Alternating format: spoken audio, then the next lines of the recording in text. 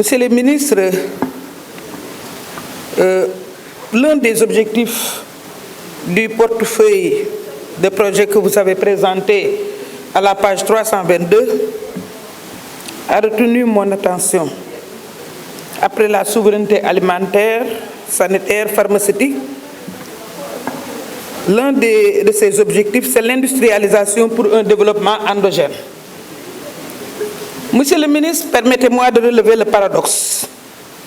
En effet, si la part de l'industrie dans le PIB est relativement importante et représente 23,50%, elle n'occupe que 18% de la population active. Ce qui veut dire que le secteur industriel n'est pas en mesure de contribuer à une croissance inclusive. D'autant que le capital est presque entièrement détenu par des investisseurs étrangers. Il est temps, Monsieur le ministre, d'inverser la tendance en encourageant et en accompagnant les nationaux à investir dans le secteur de l'industrie. Monsieur le ministre, quelles sont les actions que votre département envisage d'entreprendre pour y parvenir? Enfin, Monsieur le ministre, qu'attend l'État pour créer un fonds de restructuration afin de faire redémarrer des industries qui sont fermées faute de capitaux, notamment dans le secteur de l'industrie de la pêche et du textile? Monsieur le ministre, ces industries sont carrément en déliquescence.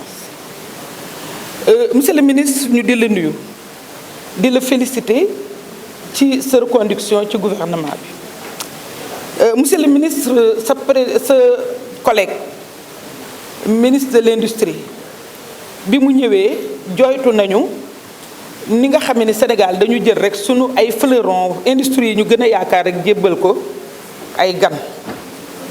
ñu ni amuñu benn ostracisme waaye dafa jot ci lii ñu jëm te ñu di leen ci wax ni ñu ngi ci ànd ak yéen mu jëm ci relance économique bi nga jox ñu benn portefeuille de projet, mais objectif yi nga def ci projet yi gëwuma ni tant que sunu économie étranger yaa ngi investisseurs étrangers yi ñoo ko yore gëwuma ni dinañ mën a atteindre sunu ay objectifs.